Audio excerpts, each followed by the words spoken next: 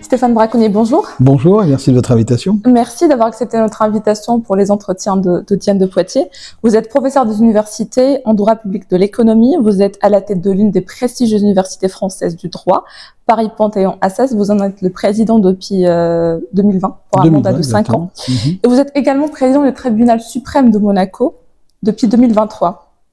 Et puis, vous avez publié en 2023 un essai qui s'appelle « Un monde sans droit » avec un point d'interrogation aux éditions de l'Op dans lequel vous faites le constat d'une fragilisation inquiétante du droit, ou que le droit est contesté plus que jamais dans la société française. Vous nous expliquerez tout ça, nous y reviendrons bien sûr. Je continue sur votre parcours. Vous êtes un ancien élu municipal de Poitiers. Vous êtes surtout pour nous un Poitevin, un Pictavien comme certains le préfèrent.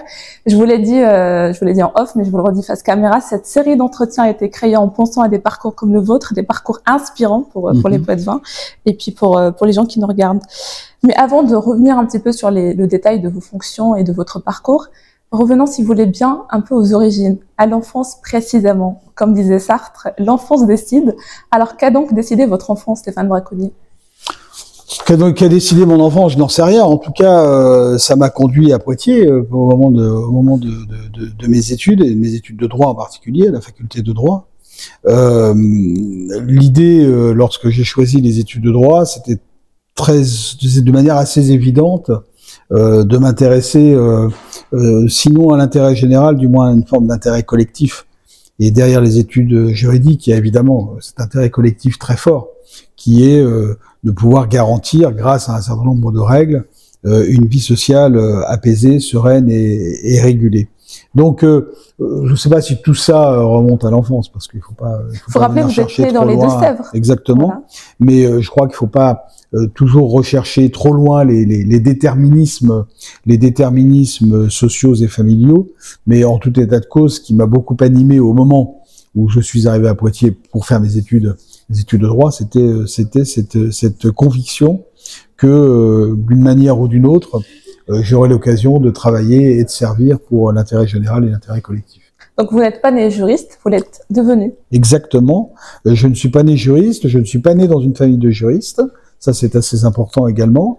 Et ça montre d'ailleurs que nous sommes dans un pays, en France, où les carrières ne se déterminent pas toujours aussi par les origines sociales, les origines culturelles, puisqu'il n'y avait aucun juriste dans ma famille, ni dans ma famille proche, évidemment, mais aussi dans la famille élargie. Donc, vous voyez, tout ça fait que je n'avais pas de raison particulière a priori de faire du droit, mais que j'en suis quand même arrivé à faire du droit. Et je vous cite page 10 parce que je trouvais ça vraiment très touchant et je pense que ça peut aussi ça peut inspirer les gens qui nous regardent et qui nous lisent. Mes origines ne me prédestinaient sûrement pas à devenir présidente de l'une des grandes universités françaises, ayant grandi dans une zone plutôt rurale, au sein d'une famille ne comptant ni juriste ni universitaire dans ses rangs. Rien n'indiquait que je sois un jour appelée à occuper les fonctions qui sont aujourd'hui les miennes. Le modèle français, social français, tout imparfait qu'il soit, n'est donc pas dépourvu de vertu. Ma trajectoire en atteste à sa façon. Et c'est vrai que c'est vraiment quelque chose qui est à la fois qui rend optimiste en fait, de dire que oui, voilà, quel que soit le ça montre que tout reste possible, y compris dans un pays, la France, qui est souvent accusé eh bien de cristalliser les déterminismes sociaux, de favoriser les trajectoires sociales préécrites. Je crois que c'est pas nécessairement le cas, et mon parcours en est à l'évidence une preuve. En tout cas, en lisant ce passage-là, j'ai pensé à un film que je ne sais pas si vous l'avez vu, qui s'appelle Le Brio, qui est sorti en 2017. Ce film d'Yvan Attal qui raconte l'histoire d'une jeune avocate de banlieue qui veut devenir avocate et qui fait la rencontre d'un professeur de droit justement à Assas, qui est le moins qu'on puisse dire est un peu clivant. Et c'est vrai que ce film, c'est un film très beau sur la transmission, sur les vocations. C'est aussi en filigrane sur cette image un peu élitiste d'Assas qui reste quand même assez forte, parce que au-delà de l'exigence de l'enseignement en fait finalement de l'exigence professionnelle, il y a aussi cette idée que certains étudiants ne se sentent pas à leur place parce que c'est une université qui est intimidante. Moi, ce que j'aimerais savoir, vous aujourd'hui en tant que président, dans le parcours qui est le vôtre, qu'est-ce que vous faites pour ouvrir un peu plus les fenêtres d'Assas à des étudiants qui forcément n'y se trouvent pas bien? Alors, d'abord, dans le film que vous évoquez, le Brio, c'est pas l'université d'Assas qui est directement citée, même si probablement le réalisateur du film s'en est beaucoup inspiré, et si, en tout état de cause, le film a été tourné, au moins en partie, dans les locaux de notre université. Mais c'était pas un film sur l'université Paris-Panthéon-Assas. Sur une université prestigieuse. C'était plutôt un film sur la place, la manière dont les étudiants issus de milieux sociaux un peu plus défavorisés pouvaient s'insérer dans des universités ou des établissements d'enseignement supérieur qui, a priori, s'adressent à des publics plutôt élitistes. Ce qui est le cas d'une partie des universités parisiennes ou des établissements publics d'enseignement supérieur de la région parisienne. Donc pour ce qui est aujourd'hui de l'université Paris-Panthéon-Assas, il y a un enjeu qui est très fort, quand même l'enjeu de l'égalité des chances. Et nous en sommes saisis, je m'en suis saisi immédiatement dès ma prise de fonction en 2020, parce que j'ai la conviction que l'une des missions importantes de nos établissements d'enseignement supérieur, c'est justement d'assurer, dans la mesure du possible, dans la mesure des moyens qui nous sont donnés, évidemment, de promouvoir cette égalité des chances. Alors on peut le faire d'une multitude de façons, de manière très macro, si je puis dire, en essayant de promouvoir l'égalité des chances comme un des grands axes stratégiques de l'université, mais sans mettre beaucoup d'actions concrètes derrière, ou alors de manière un peu plus micro, c'est-à-dire d'être plutôt dans l'action et de tirer de cette action-là un certain nombre de conséquences. Et nous, à l'université Paris-Panthéon-Assas, nous avons engagé plusieurs actions importantes dans ce domaine-là. Il y en a une qui est importante, c'est la création, il y a déjà aujourd'hui plusieurs années, d'un campus délocalisé de notre université à Melun, en Seine-et-Marne, qui évidemment accueille un public qui est très différent de celui que nous accueillons sur notre campus parisien, dans le 5e et dans le 6e arrondissement de Paris.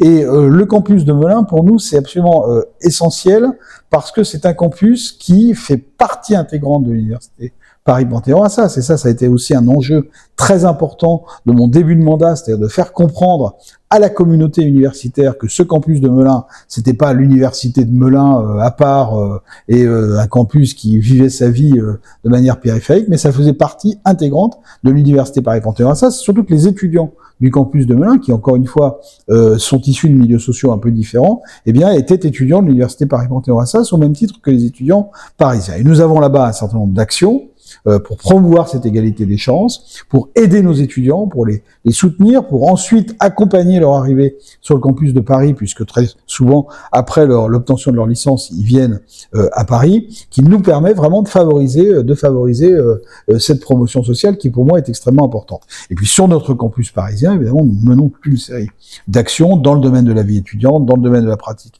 sportive, dans le domaine de la culture, là encore pour accompagner les étudiants et favoriser l'égalité des chances. Et puis il y a des actions ensuite beaucoup plus concrètes, ce qu'on appelle les prépas talents par exemple, qui sont un élément très important de notre politique, qui est financé par l'État. Les prépas talents, c'est le financement par l'État de mentorats qui permettent d'accompagner des étudiants qui sont issus, là encore, de milieux plutôt défavorisés, dans la préparation des grands concours administratifs, notamment la magistrature et les concours d'officiers de police, qui sont les deux concours qui, pour nous, bénéficient de ce dispositif prépa talent. Donc, cette égalité des chances, elle est au cœur, je crois, des missions de nos universités, en général, et elle est au cœur de la mission de l'université Paris-Panthéon-Assas en particulier.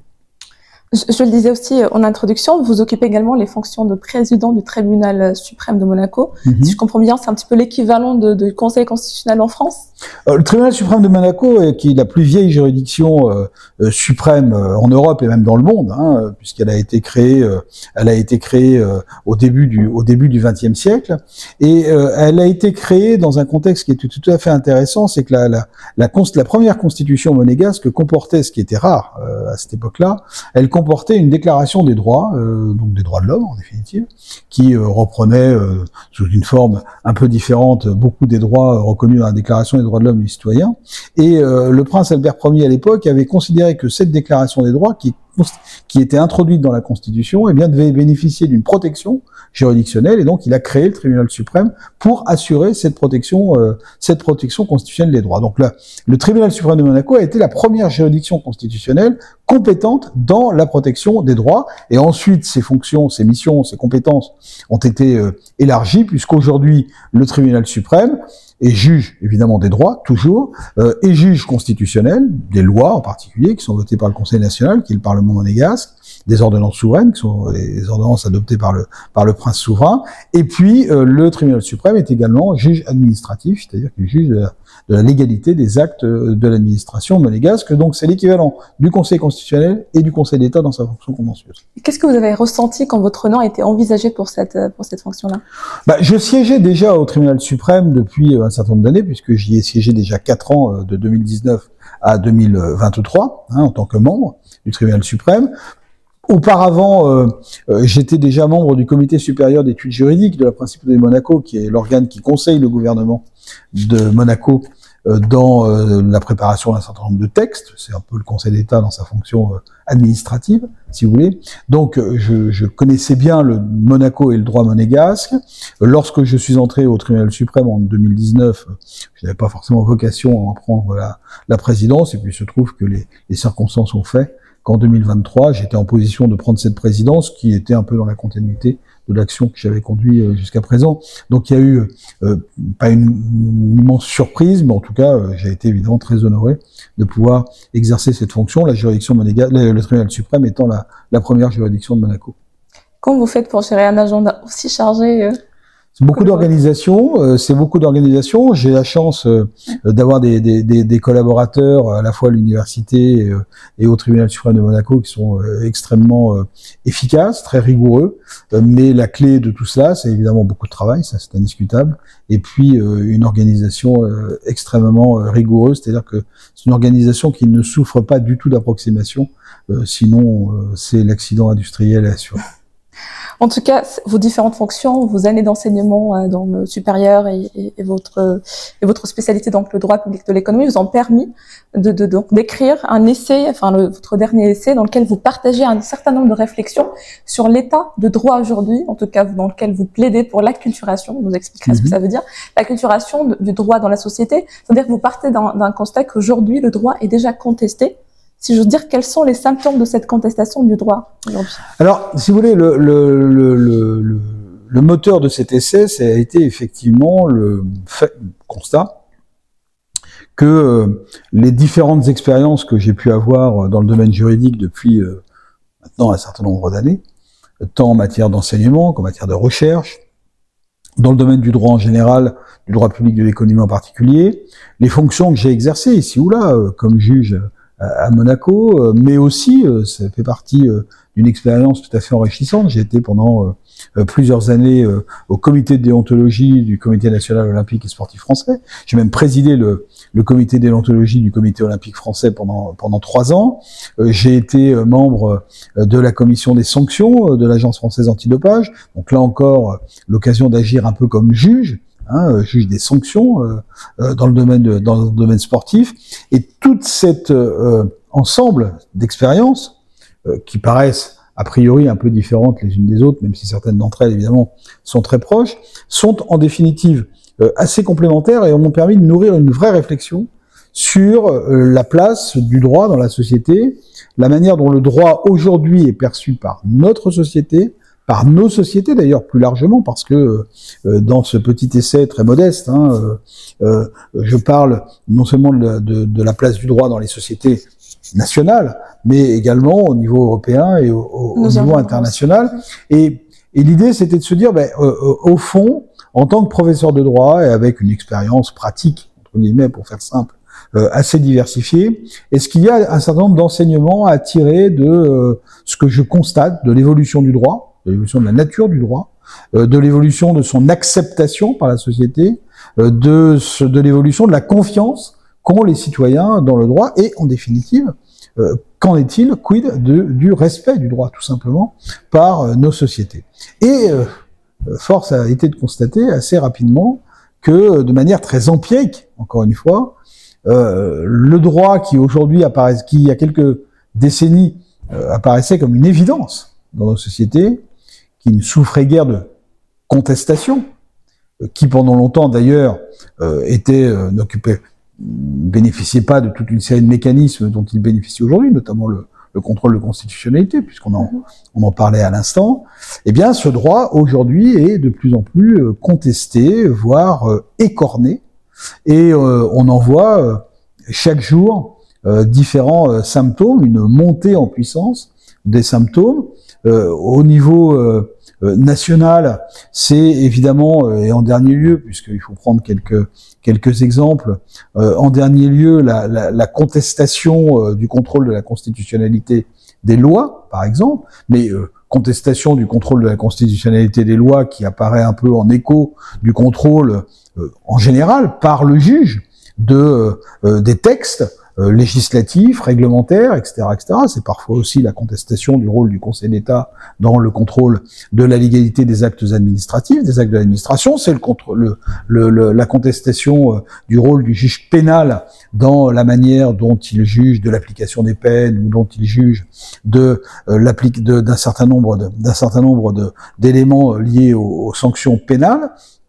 Donc c'est la contestation, on va dire, de l'application de la norme, et c'est la contestation de la norme elle-même, qu'il s'agisse de la norme européenne, qui est contestée déjà depuis très longtemps, hein, c'est pas un phénomène qui est récent, mais de la norme internationale, de ce multilatéralisme qui a donné lieu à un certain nombre de conventions internationales, et dont on voit aujourd'hui qu'elles sont contestées les unes après les autres par un certain nombre d'États. Les États-Unis se retirent de l'accord de Paris sur le climat, se retirent de l'Organisation mondiale de la santé, d'autres États se retirent d'autres conventions. Donc il y a une crise du multilatéralisme qui fait qui aboutit à une crise du droit international. Donc c'est l'ensemble de ces crises qui, conjuguées, font qu'on a aujourd'hui une forme de crise du droit dont on peut se poser la question de savoir si elle ne va pas conduire à un moment donné à ce monde sans droit que j'envisage avec un point d'interrogation dans ce petit essai.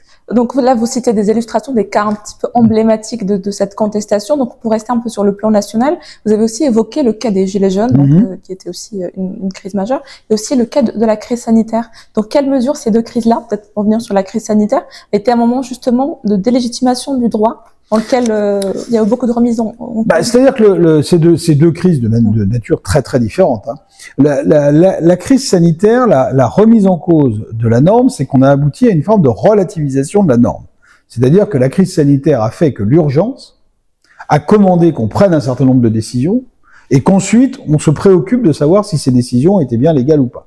En gros, il y avait une telle urgence qu'il a fallu prendre un certain nombre d'interdictions, poser un certain nombre d'interdictions, tout à fait inhabituel, hein. Interdiction de se rendre dans les restaurants, c'est une interdiction qui n'avait jamais été prise auparavant. Donc on a posé ces interdictions, qui étaient des interdictions très liberticides, en quelque sorte, sans se poser la question de savoir si elles étaient juridiquement possibles, juridiquement fondées. Et dans un certain nombre de cas, il y a des maires qui sont allés plus loin encore que, par exemple, ce que décidait l'État, ce qui est en droit administratif parfaitement possible, hein, en termes de police administrative. Les autorités de police locales ont la possibilité de prendre des mesures plus aggravées, on va dire, plus des interdictions plus fortes que celles qui sont prises par l'État. Mais vous voyez que la logique des choses a été un peu renversée. D'abord, normalement, on se préoccupe de savoir comment la norme s'insère dans son environnement et dans la hiérarchie des normes, en quelque sorte. Là, eh bien, on sautait des étapes, on prenait des décisions, et puis ensuite, le cas échéant d'ailleurs, on adoptait d'autres textes pour légitimer les premiers textes qui avaient été pris. La crise des Gilets jaunes, c'est encore autre chose, c'est la contestation de la norme je dirais, de ce qu'elle a de plus direct et de plus brutal, c'est-à-dire pas de contraintes, pas de normes, mais simplement rendre la parole au peuple, hein, c'était le fameux référendum d'initiative citoyenne, hein, si j'ai souvenir, et cette idée que ce référendum d'initiative citoyenne devait évidemment aller au-delà de la norme et pouvait légitimer le non-respect du droit, ce qui l'a remise en cause en fait de ce qui est le fondement de nos démocraties, de ce qui est le fondement de la vie en société. Le fondement de la vie en société et le fondement de nos démocraties, c'est quand même l'idée selon laquelle il y a une contrainte légitime qui se traduit par des règles généralement, et cette contrainte légitime, c'est la seule qui permet une vie en société apaisée, fluide, etc., etc. Sans cette contrainte légitime, qui appartient à l'État, parce que l'État est l'émanation de la souveraineté, eh bien, sans cette contrainte légitime, que reste-t-il de la vie en société? Donc là, vous évoquez ce cas de la montée des individualismes, en fait, qui fait qu'aujourd'hui, le droit est de plus en plus contesté, et que finalement, il y a cette opposition un petit peu entre liberté et droit, finalement. Oui, alors, c'est pas seulement l'opposition entre liberté et droit, il y a plusieurs, vous savez, j'essaie de le montrer dans le livre, hein, le droit, il n'est pas contesté que par un seul canal. C'est d'ailleurs notre problème. C'est-à-dire que le droit aujourd'hui est contesté par de multiples canaux. J'en ai cité les Gilets jaunes, c'était l'idée que le référendum d'initiative citoyenne, que la parole donnée au peuple devait transcender toutes les normes. Mais à quoi va conduire le référendum d'initiative citoyenne, sinon à un certain nombre de règles, un certain nombre de normes. Donc, il y a cette idée que la norme, aujourd'hui, lorsqu'elle est produite par le législateur et par l'État, est une norme illégitime parce qu'elle peut aller à l'encontre de ce que veut le peuple, ce qui peut s'exprimer par le référendum d'initiative citoyenne. En matière de droit international, on conteste la norme, on conteste le traité, parce que le traité est contraire aux intérêts nationaux. Et on considère qu'on n'a pas de raison de rester partie à une organisation internationale, de rester membre d'une organisation internationale à partir du moment où cette organisation, ce traité, cette règle, cette norme, traité international, c'est une norme internationale, eh bien, est contraire à ses intérêts nationaux. Dans le cas de la contestation du contrôle de constitutionnalité, c'est tout à fait intéressant. Ce qui s'est produit au moment de la loi Duplon en particulier, mais pas seulement, hein, la loi immigration. On reviendra sur le Conseil constitutionnel. On a vu le même problème, et là encore, c'est une autre forme de contestation. Donc, la problématique, c'est qu'il y a, et puis il y a la montée en puissance, évidemment, vous l'avez dit, ça c'est un élément important, des individualismes, c'est-à-dire que cet universalisme, la protection universelle de droits et libertés, cette idée selon laquelle la norme est légitime et protège le plus grand nombre, eh bien cette règle, cette idée-là, elle est de plus en plus contestée parce que justement on considère que la norme ne prend plus suffisamment en compte les intérêts de l'individu. Est-ce que aussi une des raisons pour lesquelles le droit est contesté aujourd'hui, c'est par exemple la diffusion de ce droit, donc là vous le dites dans votre essai, c'est la diffusion du droit dans la société, contrairement à d'autres disciplines par exemple comme l'économie avec lesquelles les citoyens sont très familiarisés, le droit reste quand même cette matière, pour le dire, un peu obscure, un peu, on prend le cas du code pénal, donc journaliste, j'assiste parfois à des procès, où on ne comprend pas exactement, en fait, le justiciable ne comprend même pas son jugement. Donc, est-ce que c'est ça? Alors ça, c'est très vrai. Et d'ailleurs, un autre des moteurs de cet essai, c'est finalement la conclusion à laquelle j'en arrive. C'est-à-dire que une fois qu'on a posé un diagnostic, qu'on en a identifié les causes, il faut évidemment essayer de tracer des solutions. Alors, j'ai essayé de tracer un certain nombre de solutions.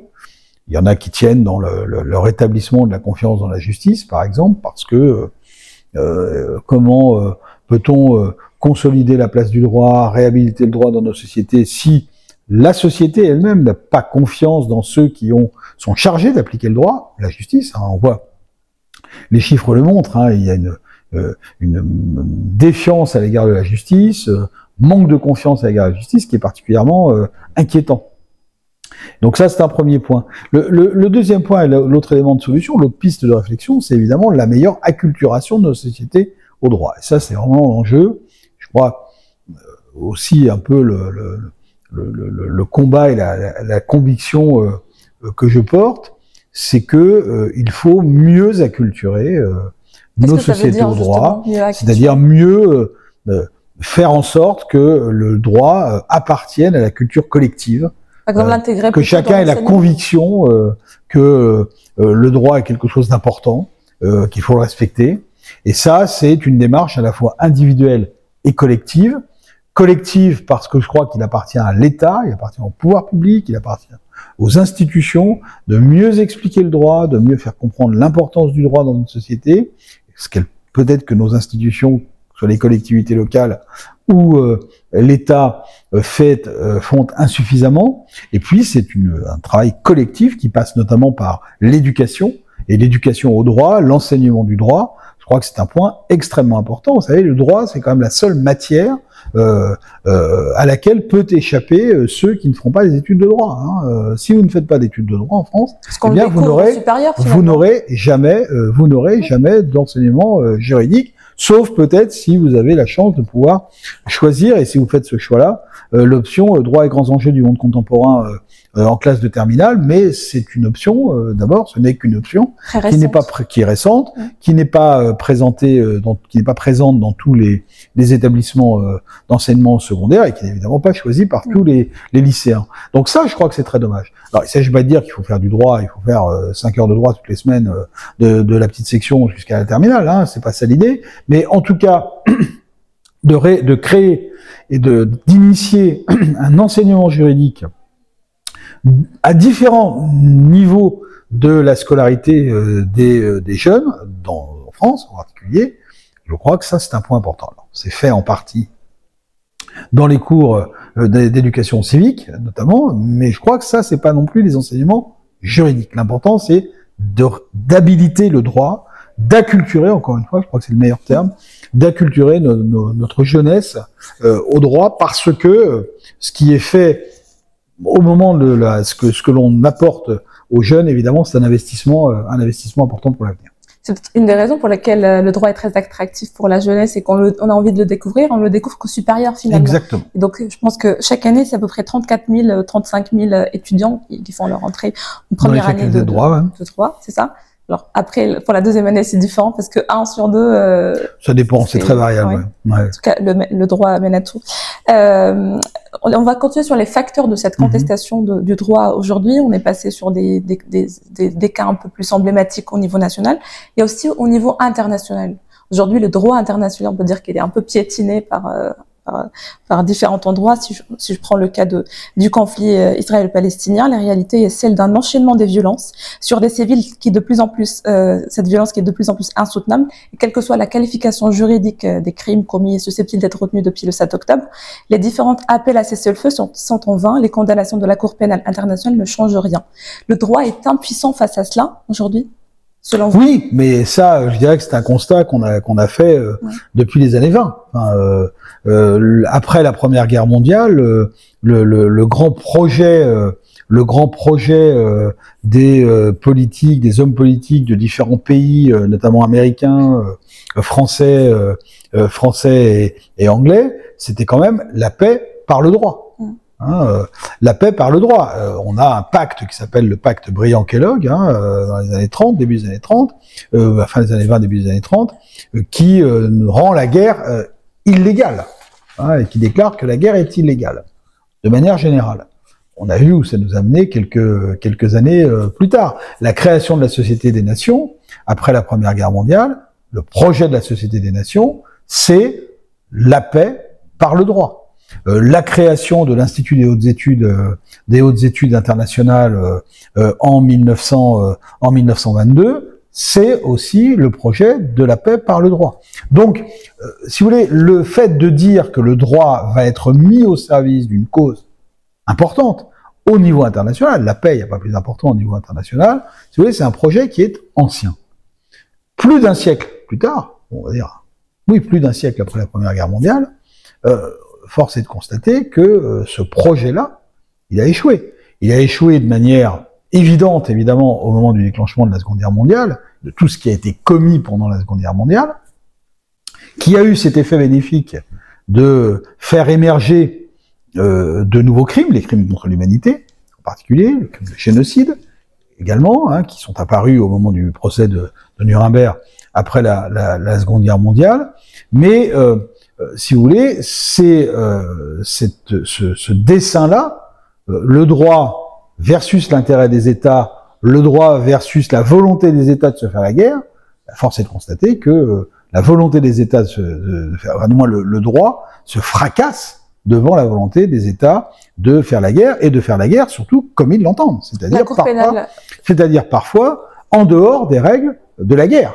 parce qu'il y a aussi des règles de la guerre, c'est-à-dire qu'il y a aussi des traités internationaux qui définissent les conditions, les conventions de Genève en particulier, qui définissent en particulier la manière dont les guerres doivent se dérouler. Alors il y a la Cour pénale internationale, elle n'est pas reconnue par les États-Unis. Le traité de Rome, qui n'est pas reconnu par les États-Unis, c'est-à-dire que les États-Unis n'ont pas ratifié le traité, la Convention de Rome sur la Cour pénale internationale, et ça, évidemment, ça affaiblit beaucoup cette Cour, même si elle a eu des effets et elle a une action tout à fait bénéfique, notamment à propos de l'ex-Yougoslavie. Donc, si vous voulez, on a une fragilité indiscutable du droit international face à un certain nombre de ce phénomène. Je nuancerai quand même le propos dans tout ce que l'on observe, peut-être mis à part le conflit israélo-palestinien, mais le conflit israélo-palestinien, il y a à la fois de la complexité, il y a de la complexité, il y a de l'antériorité, puisque c'est un conflit qui est évidemment très ancien, qui trouve ses racines de manière Alors là, pour le coup, très ancienne. Oui. Et puis, il y a une dimension parfois irrationnelle qui fait qu'on a du mal à l'analyser. Mais le conflit en Ukraine, par exemple, est assez caractéristique. C'est que certes, le droit international n'empêche pas Vladimir Poutine d'aller faire la guerre en Ukraine, n'empêche pas Vladimir Poutine de commettre probablement un certain nombre de crimes de guerre, ou du moins de laisser faire un certain nombre de crimes de guerre. Mais en revanche, le multilatéralisme, quand même, on le voit, a un certain effet. Les États se rencontrent, les États discutent. On sent quand même que est en train de se dessiner une issue, et une issue qui implique plusieurs États. C'est-à-dire qu'on n'assiste pas à un embrasement généralisé auquel on aurait peut-être et probablement assisté si ce conflit s'était déroulé au début du XXe siècle ou avant les années 50. Donc, on n'a pas une efficience du droit international face à tout ça, mais on a quand même une certaine action, voire efficacité du multilatéralisme. Puisqu'on évoque le cas des États-Unis, la Cour suprême donc américaine est revenue sur une jurisprudence de 50 ans, donc qui a autorisé l'avortement dans tous les États. Et suite à cela, donc par réaction, je dirais en France, là vous le dites dans votre essai, on a inscrit l'avortement dans la Constitution. Pour vous, c'est une sorte de surréaction. C'est comme ça que vous le... Oui, c'est-à-dire le droit de choisir. Enfin, on n'a pas inscrit l'avortement, on a le droit de choisir, oui, le droit des femmes de choisir. Le 8 mars 2024. Voilà, exactement. Ce qui était sans doute une très bonne chose. Mais j'ai parlé de surréaction parce que pour un peu stigmatiser ou du moins mettre en évidence aujourd'hui la fragilisation du droit par cette surréaction, c'est-à-dire le droit normalement c'est quelque chose qui est fait pour le long terme, qui est issu d'une réflexion. Vous savez, on a eu des grandes lois pour lesquelles on a pris le temps de la réflexion, même des lois sur même l'abolition de la peine de mort, même si ça faisait vraiment partie du projet du gouvernement élu à l'époque en 1981. La loi, il a fallu y réfléchir, prendre le temps de la réflexion pour savoir comment on allait la rédiger, pour aboutir à l'idée finalement le plus simple, c'était d'abolir purement et simplement la peine de mort. Je crois que c'était le bon choix qui a été opéré à cette époque-là. Et ce que je dis sur la réaction, la constitutionnalisation du droit à l'avortement en France, c'est pas tant la constitutionnalisation du droit à l'avortement en France qui est contestable, parce que en réalité, c'est inscrit dans notre droit depuis longtemps, et je crois que voilà, il y a tout de même assez peu de risques, pas prévoir l'avenir, mais assez peu de risques il y avait assez peu de risques que l'on puisse en France que l'on y revienne. Mais ce que je veux dire ici, c'est que cette manière de procéder, c'est-à-dire il y a une juridiction étrangère qui a rendu une décision qui ne correspond pas à ce que nous voulons, et donc on va mettre dans notre constitution le contraire. Il y a un phénomène, si vous voulez, pour des juristes qui est un peu surprenant, c'est l'extraterritorialité à l'envers de l'application de la loi américaine, qui est quand même très surprenant, et c'est cette surréaction, si vous voulez, qui m'a paru devoir être un peu critiquée et stigmatisée. C'est peut-être aussi le contexte actuel qui fait qu'il y a une montée des extrémistes. Oui, mais c'est très caractéristique, si vous voulez, d'une surréaction, encore une fois, parfois un peu irrationnelle à toute une série de phénomènes. Cette tendance à dire, il y a un problème, on va adopter une loi, il y a un problème, on va adopter un décret, il y a un problème, on va changer la loi, sans réfléchir finalement à du moyen long terme qui assure à la fois généralement la clarté de la loi, sa meilleure applicabilité et surtout sa plus grande stabilité. Rares sont les lois qui ont une durée de vie extrêmement longue. Vous savez, quand moi j'enseigne, je tombe parfois sur des textes qui s'appliquent depuis 50 ans et je dis aux étudiants, vous imaginez, ce texte a été adopté il y a 50 ans, c'est rarissime aujourd'hui. Aujourd'hui, on est dans l'immédiateté. Et donc, ce que je stigmatise à travers cet exemple-là, c'est cette tendance à réagir par le droit à des phénomènes de société ou à des événements, parfois des faits divers, qui n'appellent pas nécessairement une intervention législative ou réglementaire. Ou la banalisation aussi de la Constitution, vous le dites. La banalisation de la Constitution également. La banalisation des changements de Constitution. Oui, des changements de Constitution. Et par ailleurs aussi, c'est une sorte de... Enfin, je ne sais pas si on peut s'exprimer de cette façon, c'est qu'on ne fait pas très confiance finalement au Conseil constitutionnel. Au Conseil constitutionnel? Oui, alors le Conseil constitutionnel, vous faites référence un contre-pouvoir finalement qui pourrait être très important. Vous savez, c'est un contre-pouvoir finalement. Bien sûr. Alors le débat autour du Conseil constitutionnel, c'est un débat qui finalement peut-être se résume à la dialectique entre l'expression de la volonté générale, c'est-à-dire la légitimité démocratique, et le respect du droit, c'est-à-dire la légitimité juridique.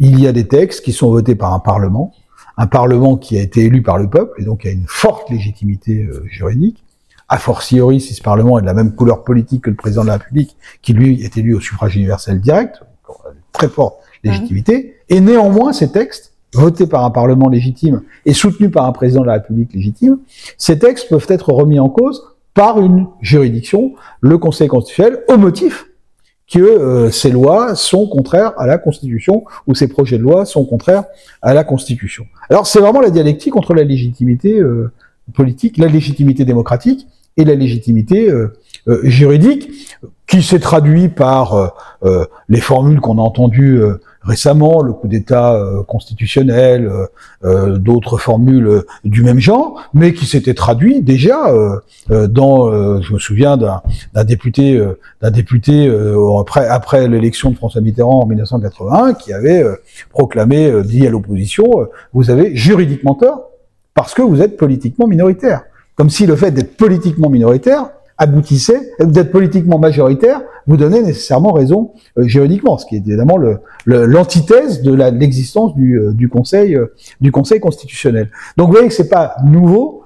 Le problème aujourd'hui, c'est que ça s'insère dans un contexte dans lequel c'est pas seulement le Conseil constitutionnel qui est contesté, ça il l'a déjà été, mais c'est l'ensemble du droit, l'ensemble de la norme, la fonction même de la norme au sein de la société qui est contestée. C'est ça qui est le plus problématique, même si, s'agissant du Conseil constitutionnel, je ferai une petite différence entre sa légitimité constitutionnelle, c'est un organe constitutionnel extrêmement important, qui assure le respect de la formule selon laquelle la loi n'est l'expression de la volonté générale que dans le respect de la Constitution. C'est pour ça que le Conseil constitutionnel existe, pour faire respecter ça.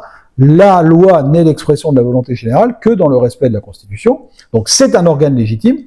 Aujourd'hui, le problème du Conseil constitutionnel, c'est pas tant la légitimité de son existence constitutionnelle que sa légitimité politique. Et sa légitimité politique liée notamment à la manière dont sont nommés les membres du Conseil constitutionnel et au profil des membres du Conseil constitutionnel, puisqu'on a assisté ces dernières années, il faut bien le dire, à un glissement progressif de grands juristes, d'éminents juristes, vers des profils plus politiques et donc moins légitimes sur le fond. Alors, il est vrai que certains politiques, certains responsables politiques sont très hostiles à cet organe-là, cette institution. Et d'ailleurs, on le pointe un petit peu du doigt comme quelque chose qui est une entrave à l'état de droit. Est-ce que vous pourriez nous expliquer la différence entre l'état du droit et l'état de droit aujourd'hui? Parce que c'est un mot qui est... Entre l'état du droit et l'état de droit, quand on évoque l'état de droit, qui est un mot qui est très galvaudé aujourd'hui. L'état de droit, c'est le fait pour l'État d'accepter de se soumettre à un certain nombre de normes, notamment de valeurs constitutionnelles, et parmi ces normes et valeurs constitutionnelles, il y a notamment les droits et libertés tels qu'ils ont été exprimés, tels qu'ils se sont exprimés notamment dans la Déclaration des droits de l'homme et du citoyen de 1789. Donc ça, c'est l'état de droit, c'est-à-dire un État dans lequel les pouvoirs publics, l'État au sens large, est soumis au droit.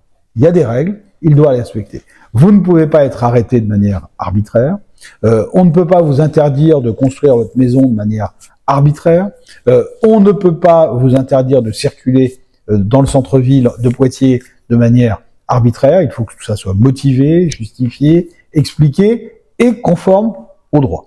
De la même manière, le législateur, on revient au législateur, le législateur ne peut pas adopter des lois qui porteraient une atteinte excessive à un certain nombre de droits et libertés ou à un certain nombre de normes à valeur constitutionnelle telles qu'elles existent aujourd'hui, notamment la charte de l'environnement qui a été intégrée au bloc de constitutionnalité. Ça, c'est l'état de droit. Oui. Après, vous avez l'état du droit, mais l'état du droit, ça, c'est vrai que c'est beaucoup plus contingent. C'est-à-dire, qu'est-ce que le droit, et dans quel état est notre droit aujourd'hui? Si je prends cet exemple, c'est parce qu'on entend beaucoup d'expressions aujourd'hui dans l'espace, dans le débat public et politique aujourd'hui, d'élus qui se plaignent justement de loi inefficace. Et à chaque fois que le Conseil constitutionnel, pour prendre son exemple, censure une loi, alors là, on évoque une entrave à l'état de droit. Et donc, c'est sur ce point que je voulais revenir. On arrive à la fin de cette émission, Stéphane Braconnier. Avant de finir, donc c'était vraiment très passionnant, mais avant de finir, nous sommes donc, comme je vous l'ai dit, dans l'espace Michel Foucault, dans ce salon où l'esprit des lettres est à l'honneur. Je sais que vous n'avez pas beaucoup de temps, mais dans le peu de temps qui vous reste, si vous deviez vous exiler sur une île avec un seul livre pour bagage, je te dirais lequel? J'emmènerai deux, sans doute les mémoires du général de Gaulle, donc il y a les mémoires de guerre et les mémoires d'espoir. Oui. Sans doute les deux livres que j'emmènerai. Le général de Gaulle d'ailleurs, parce que j'ai une passion pour le général de Gaulle. C'est un gaulliste. Et puis surtout le général de Gaulle qui pourtant avait un rapport au droit qui était parfois un peu complexe. D'abord, de Gaulle s'est assez peu intéressé au droit en tant que tel. Il avait autour de lui d'éminents juristes, René Cassin, Capitan, Jean Foyer et autres. Jean Foyer qui a été son garde des Sceaux pendant plusieurs années et qui a été professeur à Assas d'ailleurs, comme René Cassin. Et il avait un rapport au droit un peu particulier puisque en substance de Gaulle disait, je crois qu'il y a une formule qu'il a livrée à Jean Foyer, son garde des Sceaux. Il y a d'abord la France, l'État, et puis ensuite, pour autant que les deux autres soient préservés, le droit. Donc c'est un peu l'idée, ce qui d'ailleurs n'est pas totalement discutable en tant que tel dans la manière dont le droit aujourd'hui naît, mais je crois que c'est les deux livres en tout cas que j'emmènerai indiscutablement. Merci pour ce trait d'esprit sur le général de Gaulle. Donc je rappelle le titre de votre livre, Un monde sans droit avec un point d'interrogation. Merci. Merci à vous de votre invitation.